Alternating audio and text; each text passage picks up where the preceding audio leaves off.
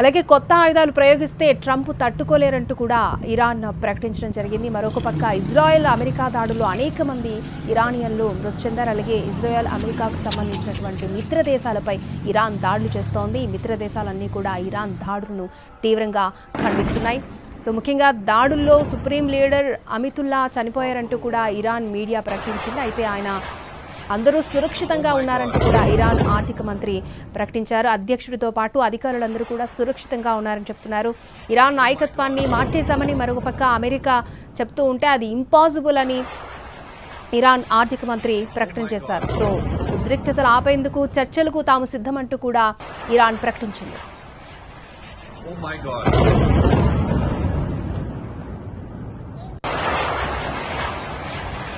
Oh my God. Nothing I do. Come here, let me carry you. Nothing I do. Come here, let me carry you. Nothing I do. Right, Iran దాడులతో ఇటు middle east వణికిపోతోంది. ముఖ్యంగా America Israel మిత్ర దేశాలపై దాడులకు దిగబడుతోంది. ముఖ్యంగా America సైన్యాలు ఉన్నటువంటి ఇటు naval బేసులు కానీ వాటి మీద టార్గెట్ చేస్తూ దాడులు చేస్తోంది. ఈ నేపథ్యంలో అక్కడైతే తీవ్ర ఉద్రిక్తత నెలకొంది. జనావాసాలపై కూడా దాడులు జరుగుతున్నట్లుగా తెలుస్తోంది. రైట్, పూర్తి డీటెయిల్స్ అందించడానికి మా ప్రతినిధి ప్రసాద్ మనకి అందుబాటులో ఉన్నారు. ప్రసాద్, ముఖ్యంగా మనం చూడొచ్చు ఖతార్లో ప్రాణభయం నెలకొంది. ఖతార్లో మన ఇండియన్స్ కూడా చాలా మంది ఉంటారు. ముఖ్యంగా నివాస సముదాయాల్లో మిసైళ్లు పడుతూ ఉన్నాయి. పూర్తి డీటెయిల్స్ ఏంటి? ప్రధానంగా అమెరికా ఇజ్రాయెల్ దేశాలు రెండు సంయుక్తంగా కూడా చేస్తున్నటువంటి దాడుల్లో ఇరాన్ ను పాఠశాలలపై జరిగిన దాడుల్లో దాదాపు 85 మంది విద్యార్థులు మరణించినట్టుగా తాజాగా వస్తున్నటువంటి వార్తలను బట్టి తెలుస్తుంది. ఈ నేపథ్యంలో ఇరాన్ ప్రతి దాడులు చేసేందుకు పూనుకుంది. ముఖ్యంగా యునైటెడ్ అరబ్ ఎమిరేట్స్ చెందినటువంటి అబుదాబి, అలాగే దుబాయ్ లోను, అదేవిధంగా ఖతార్ చెందినటువంటి దోహా, అదేవిధంగా సౌదీ అరేబియాలోని రియాద్ పై పట్టణాలపై పూర్తి స్థాయిలో దాడులను ప్రారంభించింది ఇరాన్. ఈ అమెరికా ఇజ్రాయెల్ దేశాలు చేసినటువంటి దాడులకు ప్రతిగా దీనికి సంబంధించి చాలా పెద్ద సంఖ్యలో అంటే ప్రజలు ఎక్కువగా ఉన్నటువంటి ఎమిరేట్స్ లో ఈ చాలా చోట్ల ఈ బాంబు దాడులు జరిగినట్టుగా కూడా తెలుస్తుంది. అనేక మిజైల్స్ దాడులతో ఆయా పట్టణాలపై ఇరాన్ దాడులు చేసింది. ప్రధానంగా అమెరికా అధ్యక్షుడు డొనాల్డ్ ట్రంప్ కొద్ది గంటల క్రితం మాట్లాడుతూ ప్రజలు అక్కడ ఉన్నటువంటి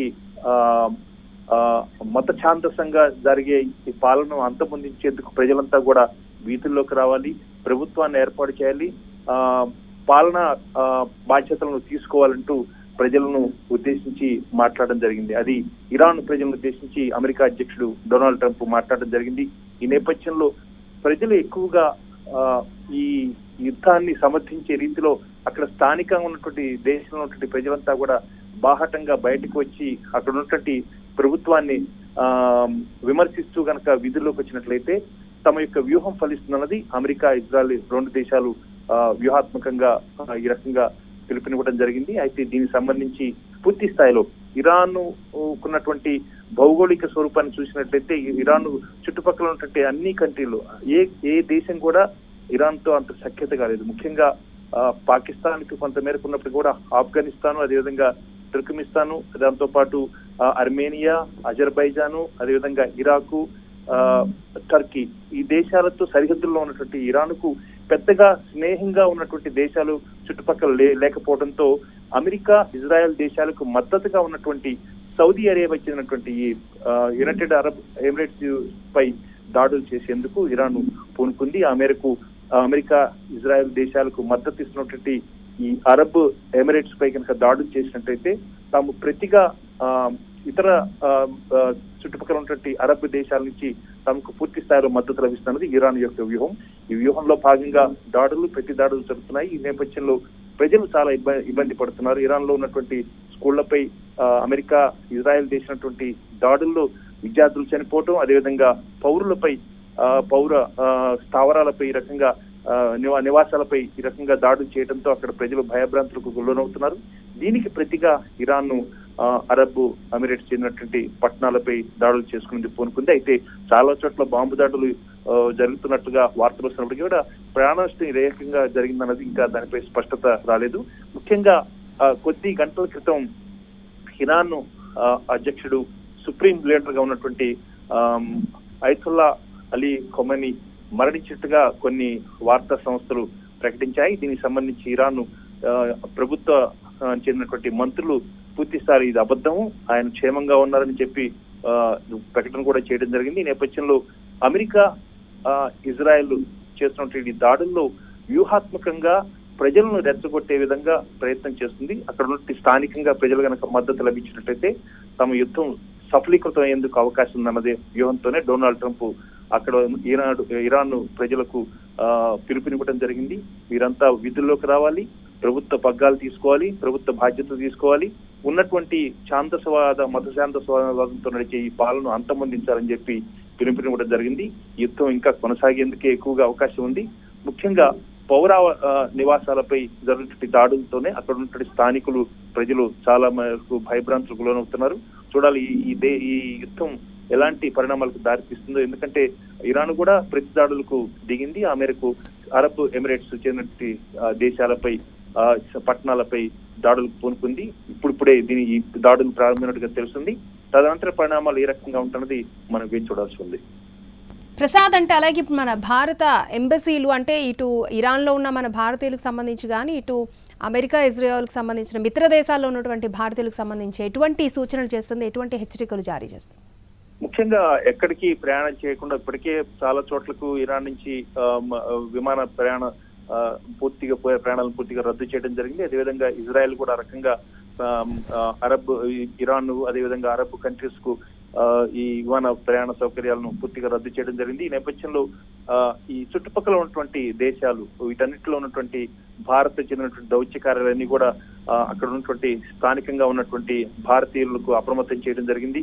పూర్తి స్థాయిలో అప్రమత్తంగా ఉండాలి. అదేవిధంగా ఎక్కడికి ప్రయాణాలు చేయడానికి పోరాదని చెప్పి కూడా ఇప్పటికే వార్నింగ్ పంపించడం జరిగింది. దీనికి సంబంధించి అక్కడ ఉన్నటువంటి భారతీయులను అప్రమత్తం చేస్తూ దౌత్య కార్యాలయాలు పూర్తి స్థాయిలో నిర్ణయాలు తీసుకున్నాయి. అమెరికా అక్కడ ఉన్నటువంటి దౌత్య కార్యాలయం కూడా అక్కడ ఉంటే స్థానికులతో అదేవిధంగా స్థానికంగా ఉన్నటువంటి భారతీయ చెందినటువంటి సంఘాలతో అదేవిధంగా అసోసియేషన్స్ తో కూడా సంప్రదింపులు జరుపుతుంది. ఆ మేరకు ప్రాణాలు అంటే భారతీయుల యొక్క ప్రాణాలకు నష్టం జరగకుండా ఉండేందుకు తగు జాగ్రత్తలు తీసుకుంటుంది. ప్రసాద్, అలాగే అంటే ఇటు ఇరాన్ ఆర్మీ ఒక పక్క హెచ్చరికలు జారీ చేస్తుంది. అంటే ఇప్పటివరకు పాత ఆయుధాలే వాడడం, కొత్త వాడితే ట్రంప్ తట్టుకోలేరని అంటూనే మరొక పక్క చర్చలకు మేము సిద్ధం అంటుంది. దీన్ని ఎలా చూడాలి? ఖచ్చితంగా అమెరికా ఇజ్రాయెల్ చేస్తున్నటువంటి దాడులకు ఒక రకంగా భీతిల్లిపోయింది ఇరాన్ చెప్పుకోవడానికి ఆస్కారం ఉంది. దాంతోనే ఆ మేరకు రాయబారాలు పంపించేందుకు ప్రయత్నం చేస్తుంది. అయితే ఈలోగా కొంతమంది విశ్లేషకులు చెప్పేదాన్ని బట్టి ఆ రకంగా మభ్యపెట్టి ఆ మేరకు ఇరాన్ పూర్తి స్థాయిలో దాడులు దిగేందుకు సిద్ధమవుతుందన్న ఒక అభిప్రాయాన్ని కూడా వ్యక్తం చేస్తున్నాయి కొంతమంది రక్షణ విశ్లేషకులు. అయితే ఇది పూర్తిగా దాన్ని నమ్మశక్యంగా కానిటువంటి విశ్లేషణలు మాత్రమే. ఎందుకంటే అమెరికా ఇజ్రాయెల్ చేసే దాడికి కానీ వాటికి సైనిక శక్తి కానీ పాఠవానికి కానీ ఇరాన్ ఏమాత్రం కూడా దాటిగా తట్టుకునే పరిస్థితి లేదు. కాబట్టి ఇరాన్ ఖచ్చితంగా ఏదో ఒక మార్గాంతరం చేసుకోవాలి. పక్కన ఉన్నటువంటి కువైట్ ఇవన్నీ కూడా పూర్తి స్థాయిలో ఇరాన్ వ్యవహరించే తీరు ఏమాత్రం కూడా బాగలేదని కూడా ఇప్పటికీ ప్రకటన కూడా చేయడం జరిగింది. ఆ రకంగా చుట్టుపక్కల కూడా అరబ్ కంట్రీలకు చెందినటువంటి దేశాధినేతలు కానీ ప్రభుత్వాలు కానీ ఎక్కడ కూడా ఇరాన్ కు అంత బాహటంగా మద్దతు ఇవ్వట్లేదు. కాబట్టి ఈ యుద్ధం పూర్తి స్థాయిలో అమెరికా ఇజ్రాయెల్ వాళ్ళకు ఉన్నటువంటి అంచనాలను బట్టి సగం మనం ఇరాన్ పై విజయం సాధించాము. ప్రజలు కనుక వీధుల్లోకి వచ్చినట్లయితే ఇరాన్ లో ఉన్నటువంటి ప్రస్తుత ప్రభుత్వాన్ని పాలనను అంతమొందించేందుకు అవకాశం ఉంటుంది. ప్రజలు వీధుల్లోకి రావాలని ఆ మేరకు డొనాల్డ్ ట్రంప్ కూడా పిలుపునివ్వడం జరుగుతుంది. కాబట్టి ప్రజలు ఏ రకంగా స్పందిస్తారన్నది వేచి చూడాల్సి ఉంది. ప్రస్తుతానికి మాత్రం ఈ రెండు దేశాలు అమెరికా ఇజ్రాయెల్ చేసే దాడులకు మాత్రం అక్కడ ఉన్నటువంటి ఇరాన్ లో ఉన్నటువంటి ప్రజలంతా కూడా భీతిల్లిపోయారు, భయపడుతున్నారు. పూర్తిగా ఖొమైనీ అంటే ఇరాన్ అధ్యక్షుడు నివాస ప్రాంతంలో జరిగిన దాడుల్లో ఖొమైనీ మరణించాడని కూడా వార్తలు వచ్చాయి. ఈ నేపథ్యంలో ప్రజలంతా కూడా అక్కడ చాలా భయంతో ఉనికిపోతున్నారు. పైగా పాఠశాలలపై జరిగిన దాడుల్లో 85 మంది విద్యార్థులు కూడా మరణించినట్టుగా తాజాగా వార్తలు వచ్చాయి. ఈ నేపథ్యంలో తల్లిదండ్రులు ప్రజలు పూర్తి స్థాయిలో రక్షణ ఉండదేమో అన్న ఒక భయానికి లోనవుతున్నారు. కాబట్టి ఈ యుద్ధం ఎలాంటి పరిణామాలకు దారి తీస్తుందో వేచి చూడాల్సి ఉంది. ముఖ్యంగా ఇరాన్ ప్రతి దాడులకు దిగింది. అమెరికా ఇజ్రాయెల్ చేసే దాడులకు ప్రతిగా తన మద్దతు రానందుకు గాను, అమెరికా ఇజ్రాయెల్ దేశాలకు మద్దతు ఇస్తున్నందుకు గాను అరబ్ ఎమిరేట్స్ చెందినటువంటి పట్టణాలపై దాడులు చేయడం ప్రారంభించింది. కాబట్టి ఇది ఎలాంటి పరిణామాలకు దారితీస్తుందన్నది వేచి చూడాల్సి ఉంది. ముఖ్యంగా ఇరాన్ తన యొక్క పద్ధతిని మార్చుకోవాలని చెప్పి కూడా కువైట్ లాంటి దేశాలు కూడా ఇప్పటికే ప్రకటన చేయడం జరిగింది. కాబట్టి అంత మద్దతు ఇరాన్కు రావట్లేదు. కాబట్టి అమెరికా ఇజ్రాయెల్ చేసే ఈ యుద్ధానికి, ఈ దాడులకు ఇరాన్ ఏ రకంగా ప్రతిస్పందిస్తుంది, ఏ రకంగా ఒకవేళ యుద్ధం గనక చేసేందుకు ఇష్టం లేకపోతే ఎలాంటి రాజీ మార్గాలను ఎంచుకునేందుకు ఆస్కారం ఉందన్నది వేచి చూడాల్సింది. 1-2 రోజుల్లో దీనికి సంబంధించి ఇరాన్ ఏ రకంగా ప్రతిస్పందించబోతున్నది స్పష్టంగా తెలిసే అవకాశం ఉంది. ప్రస్తుతానికి మాత్రం అమెరికా ఇజ్రాయెల్ చేసే దాడులకు ప్రతిగా యునైటెడ్ అరబ్ ఎమిరేట్స్ చెందిన దేశాలపై, పట్టణాలపై, నగరాలపై ఇరాన్ ప్రతి దాడులు చేస్తూ ఆ మేరకు అమెరికా ఇజ్రాయెల్ దేశాలకు మద్దతును విరమించుకోండి అంటూ ఒక హెచ్చరికతో కూడిన సందేశాలను పంపిస్తుంది అరబ్ దేశాలకు. అయితే దీనికి అరబ్ దేశాలు ఏ రకంగా స్పందిస్తాయన్నది మనం వేచి చూడాల్సి ఉంది. ప్రసాద్, అంటే ఇప్పుడు ఇరాన్ చుట్టుపక్కల ఉన్న దేశాలతో, అంటే పక్కనున్న దేశాలతో సఖ్యత లేకపోవడానికి కారణాలు ఏమై ఉండొచ్చు అంటారు? అంటే నార్మల్గా ఇప్పుడు మన భారత్ మన చుట్టుపక్కల దేశాలతో సఖ్యత కోరుకుంటూ ఉంటుంది కదా, సో దాని అనేకమైనటువంటి కారణాలు ఉన్నాయి. సామాజికమైనటువంటి, రాజకీయ, అదేవిధంగా ఆర్థికపరమైన అంశాలకు సంబంధించి అనేకమైనటువంటి అంశాలు ఉన్నాయి. దీనికి బలం చేకూరుస్తున్నాయి. ప్రధానంగా Pakistan, Afghanistan, Turkmenistan, Azerbaijan, Armenia, Turkey, Iran ఇప్పటికే పూర్తి స్థాయిలో అక్కడ ఉన్నటువంటి పాలన అంతమొందించడం జరిగింది. కొత్త ప్రభుత్వాన్ని ఏర్పాటు చేసేందుకు కూడా మార్గం సుగం అయిపోయింది. అమెరికా వ్యూహం ఫలించింది. ఈ నేపథ్యంలో పొరుగునే ఉన్నటువంటి ఇరాన్ వ్యవహార శైలి, అదేవిధంగా ఇరాన్, ఇరాక్ కూడా మధ్య కూడా చాలా విభేదాలు ఉన్నాయి. ఈ నేపథ్యంలో చుట్టుపక్కల ఏ దేశం చూసుకున్నా గానీ ఇరాన్ యొక్క వ్యవహారంతో కొంతమేరకు విసిగిపోయారు. ఆ మేరకు కొంత అసంతృప్తితో ఉన్నారు, వ్యతిరేకత ఉన్నారు. కాబట్టి అందుకనే ఇరాన్ అనేకటువంటి అంశాలు ఉన్నాయి. దానికి సామాజికమైనటువంటి నేపథ్యం ఉంది, అదేవిధంగా ఆర్థికమైనటువంటి నేపథ్యాలు ఉన్నాయి. ఇరాన్ బలమైనటువంటి ఆర్థిక వ్యవస్థగా ఉన్నటువంటి ఈ నేపథ్యంలో చుట్టుపక్కల ఉన్నటువంటి దేశాలతో వైరం తెచ్చుకోవటం అన్నది, సఖ్యత లేకుండా వైరం తెచ్చుకోవడంతోనే ఇరాన్ ఒంటరిగా అయిపోయిందని అనుకోవడానికి ఆస్కారం ఉంది. ఈ నేపథ్యంలో చుట్టుపక్కల దేశాలు మద్దతు లేకపోవటం, అదేవిధంగా యునైటెడ్ అరబ్ ఎమిరేట్స్ ఏమాత్రం కూడా సహకరించకపోవటం, అమెరికాకు ఇజ్రాయెల్కు వారంతా కూడా మద్దతుగా నిలవడంతో అమెరికా ఇజ్రాయెల్ ఆ మేరకు పూర్తి స్థాయిలో మధ్యప్రాచ్యంలోకి వెళ్లి, మిడిల్ ఈస్ట్ లోకి వెళ్లి ఈ రకంగా ఇరాన్ పై, అదేవిధంగా అణ్వాయుధాలు ఉన్నాయి అని చెప్పుకున్నటువంటి ఇరాన్ పై దాడులు చేయటం అనేది అంత సామాన్యంగా తీసుకున్నటువంటి నిర్ణయం కాదు. కాబట్టి అనేక అంశాలను పరిగణలోకి తీసుకున్న తర్వాతనే ఇజ్రాయెల్, అమెరికాలు రెండు దేశాలు కూడా సంయుక్తంగా ఇరాన్ పై దాడులు చేయాలి. ఇరాన్ అనేకటువంటి దేశాల్లో ఉన్నటువంటి ఈ తీవ్రవాద సంస్థలకు అండగా ఉంటుంది, తీవ్రవాదాన్ని ప్రోత్సహిస్తుందన్న ఏకైక ఒక అభిప్రాయంతో రెండు దేశాలు కూడా ఉన్నాయి. ఆ మేరకు ఇజ్రాయెల్, అమెరికా రెండు దేశాలు కూడా సంయుక్తంగా ఈ దాడులకు పాల్పడడం జరిగింది. ఆ మేరకు చుట్టుపక్కల ఉన్నటువంటి కాస్పియన్ సీలో కానీ, అదేవిధంగా సముద్ర తలంలో ఉన్నటువంటి అనేకటువంటి ఇరాన్ కు దగ్గరగా ఉన్నటువంటి సముద్ర తీరాల్లో అమెరికా తన సైనిక బలగాలను మోహరింపజేసింది. ఆ మేరకు అదేవిధంగా వైమానిక దాడులు, అదేవిధంగా సముద్ర తల నుంచి దాడులు చేసేందుకు కూడా సన్నద్ధమైంది. ఈ రకంగా ఇరాన్ ను చుట్టుముట్టి ఆ మేరకు ఉక్కిరిబిక్కిరి చేసే ప్రయత్నాల్లో, వ్యూహంలో అమెరికా, ఇజ్రాయెల్ దేశాలున్నాయి. దీంట్లో సంబంధించి అమెరికాతో తలపడలేకనే చుట్టుపక్కల ఉన్నటువంటి అమెరికా, యునైటెడ్ అరబ్ ఎమిరేట్స్ లాంటి దేశాలకు చెందినటువంటి పట్టణాలు, నగరాలపై ఇరాన్ దాడులకు దిగింది. కాబట్టి చూడాలి ఇలాంటి పరిణామాలు ఎలాంటి పరిణామాలకు దారి తీస్తుందో. అమెరికా ఇజ్రాయెల్ చేసే దాడులకు తలవబోతుందా లేదా రాజీ మార్గాన్ని ఎంచుకుంటుందా అన్నది వేచి చూడాల్సింది. ప్రస్తుతానికి మాత్రం ఇరాన్ తన ప్రతి దాడులకు పాల్పడుతుంది. ప్రతి దాడులతో చుట్టుపక్కల ఉంటే అరబ్ దేశాలకు చెందినటువంటి ప్రజలను భయభ్రాంతులకు గురి చేస్తుంది. దీన్ని కూడా అరబ్ దేశాలు ఖండిస్తున్నాయి, అమెరికా నిరసిస్తున్నాయి. కాబట్టి ఈ రకంగా చేయడం ద్వారా ఇరాన్ మరింతగా ఒంటరిగా అయ్యేందుకే ఎక్కువగా ఆస్కారం ఉంది. అమెరికా ఇజ్రాయెల్ దేశాల యొక్క వ్యూహం కూడా ఫలించేందుకు కూడా ఆస్కారం ఉంటుంది. కాబట్టి వచ్చే 24 గంటలు చాలా కీలకంగా పోతున్నాయి.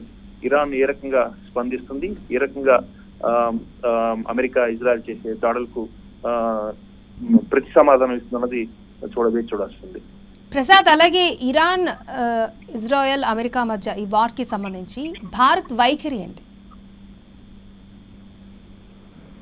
ఖచ్చితంగా భారత్ ఎప్పుడు కూడా అంత పెద్దగా ఎక్కడ కూడా ఎవరిని భుజానెత్తుకొని మోసే ఆస్కారం లేదు. సాధారణంగా శాంతిని కోరుకుంటుంది. అయితే సార్వభౌమత్వాన్ని ఎవరన్నా గనక ఛాలెంజ్ చేస్తే, ఎవరన్నా గనక సవాలు విసిరితే మాత్రం దాన్ని ఎట్టి పరిస్థితుల్లో మిన్నకుండిపోవు, చూస్తూ ఊరుకుండవు అన్నది భారతదేశం యొక్క మౌలికమైనటువంటి ఒక విదేశాంగ విధానంలో సూత్రం.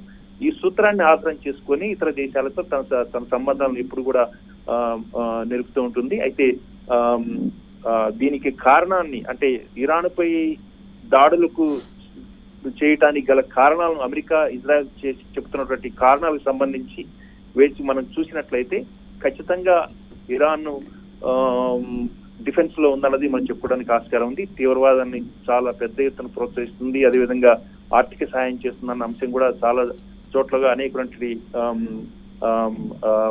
పరిశోధనలో కూడా, అదేవిధంగా అనేకటువంటి రిపోర్ట్స్ లో కూడా వెల్లడాయి. కాబట్టి ఇరాన్ పై చేస్తున్నటువంటి దాడిని సమర్థించుకుంటూ అమెరికా ఇజ్రాయెల్ చేసే దేశాలు చేసే ఈ దాడులకు పట్ల ఎవరు కూడా అంత పెద్దగా ముందుగా బాహటంగా ఎవరికి ముందుగా బయటికి రాలేదు. కాబట్టి అందరూ కూడా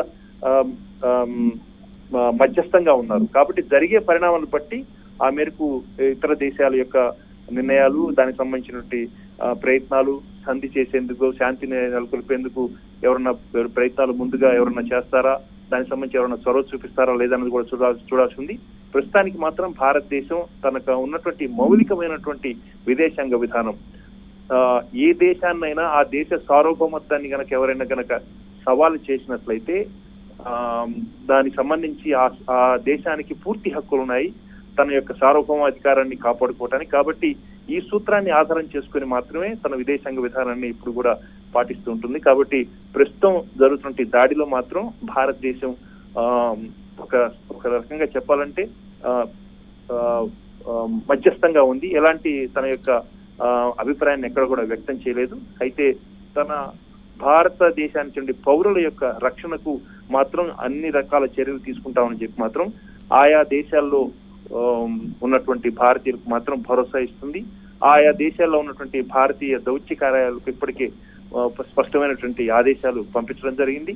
అవసరమైతే అన్ని చర్యలు తీసుకొని అక్కడి నుంచి తరలించేందుకు కూడా, భారతీయులను తరలించేందుకు కూడా ప్రయత్నాలు చేయాలి, ఆ మేరకు చర్యలు తీసుకోవాలని చెప్పి కూడా భారత ప్రభుత్వం ఇప్పటికే అన్ని దేశాల్లో ఉన్నటువంటి భారతీయ దౌత్య కార్యాలయాలకు సందేశాన్ని కూడా పంపించడం జరిగింది. కాబట్టి ముఖ్యంగా వచ్చే 24 గంటల్లో ఇరాన్ ఏ రకంగా ప్రతిస్పందిస్తుంది, ఈ దాడులకు, అమెరికా ఇజ్రాయెల్ చేసే దాడులకు తిరిగి తాను ఏ రకంగా స్పందిస్తున్నది వేచి చూడాల్సి ఉంది. దాన్ని బట్టి ఇది యుద్ధమా లేకపోతే శాంతి నెలకొనేందుకు ఏమైనా చర్యలు ఉంటాయన్నది మనం వేచి చూడాల్సి ఉంది. ఓకే ప్రసాద్.